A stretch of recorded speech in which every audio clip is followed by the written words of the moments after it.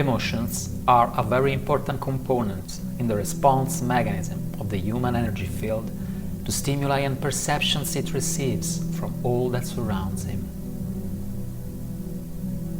An emotion, as we all can witness and experience, produces immediate effects on our physical body and can change almost instantly our response behavior, which is adapting quickly to the most known and experienced way, able to bring into balance our whole energy system.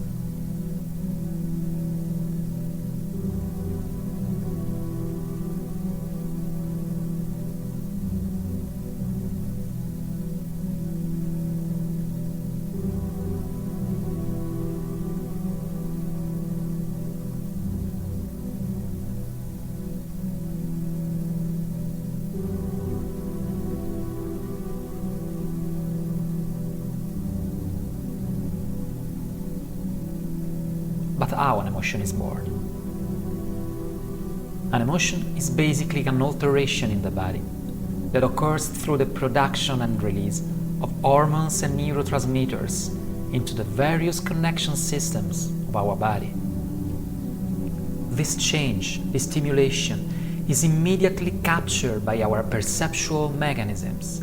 Then it is interpreted as a response to a particular external situation that have caused in ourselves this reaction.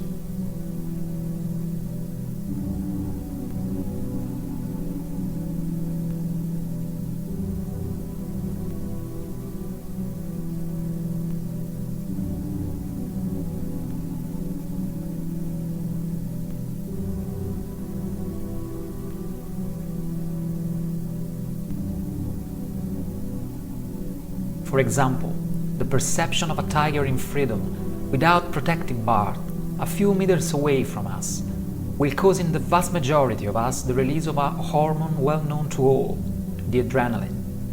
And this release will cause the resulting interpretation of our perceptual mechanism that will associate this feeling with a precise pattern that is called fear.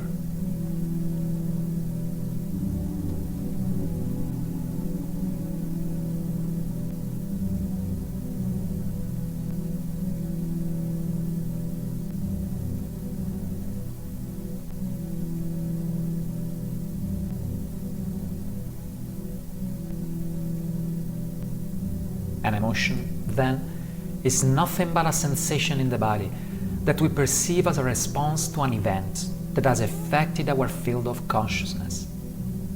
The alteration of the chemical equilibrium in our body produces an instantaneous sensation, and it is this sensation that we call an emotion, a shaking.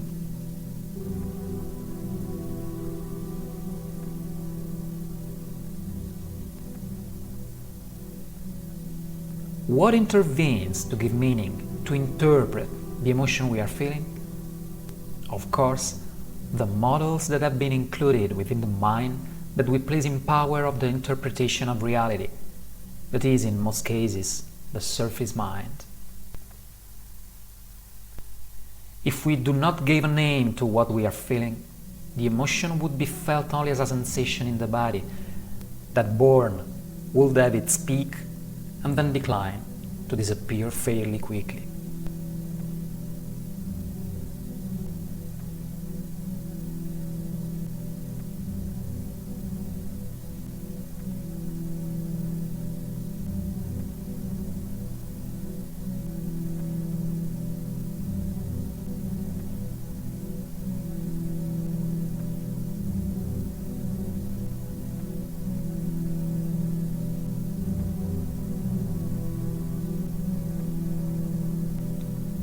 The key element, simple yet profoundly important in this scenario, is that the mechanism for creation of emotions is bidirectional. Emotions can also be created in the absence of a real external stimulus, focusing our imaginative capacity and consequently our attention on something that will be a catalyst. If you activate an internal image as a catalyst and maintain it long enough, the physical body will be flooded with emotions associated with it, as if this picture was really going on.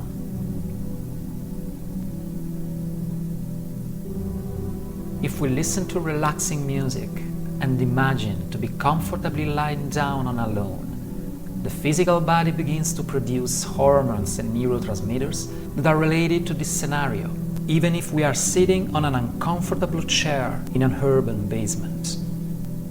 Any one of us understands and knows with certainty that this mechanism works, because undoubtedly everyone practiced it many times in the course of their existence in various situations.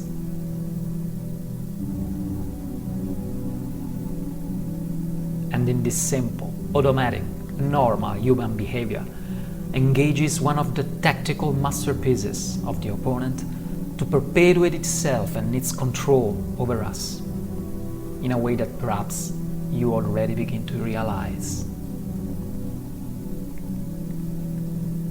As we have seen, the vast majority of humans use the surface mind as the element of interpretation of their perceptions in an inherited, automatic, and unconscious way.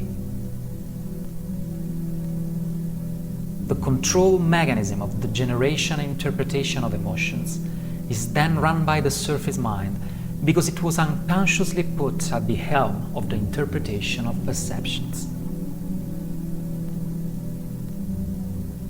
The surface mind is generally under the control of the opponent. That is to say, it is focused on very specific thought patterns that we have already seen.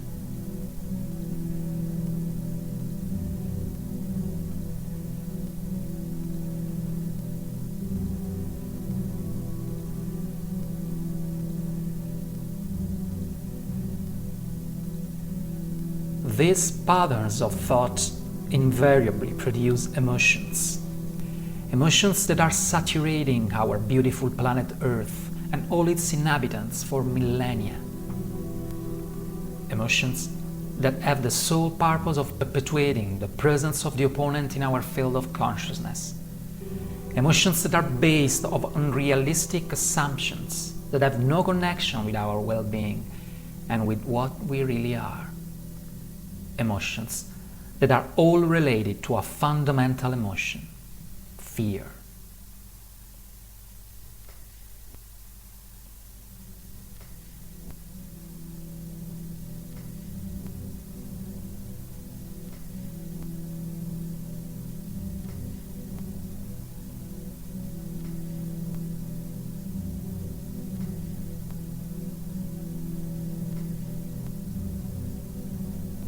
How does the surface mind produce these emotions, which are the fuel of the opponent?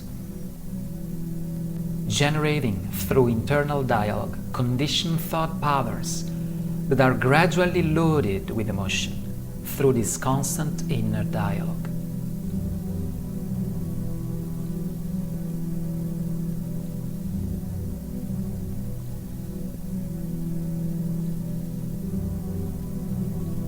This is the main weapon of attack and control of the opponent for the human field of consciousness.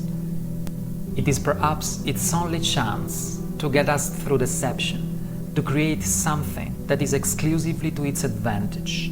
It gets us asleep through overfeeding and conditioned use of the surface mind in order to enter our field of consciousness and manipulate it for its own purposes by making us believe we are it.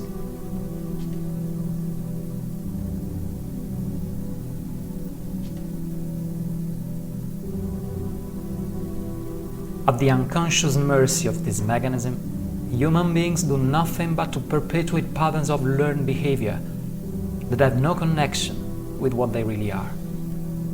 Feeding unreal patterns of thoughts unrelated to their very essence, human beings produce emotions that, instead of supporting and making them happy, only feed and support the opponent and deprive them of energy and life force, constructive and positive.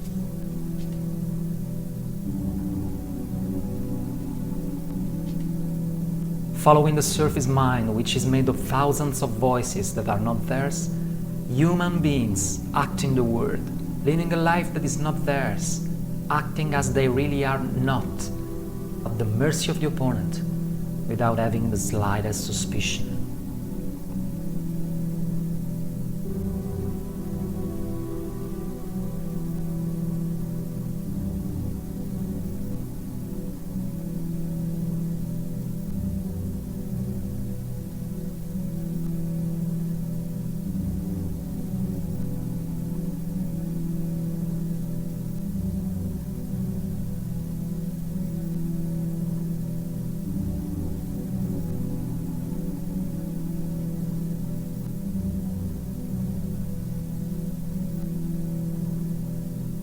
The trigger and the involuntary self-reinforcement of the vicious circle inner dialogue emotion is thus the main weapon available to the opponent in its efforts to disempower our field of consciousness.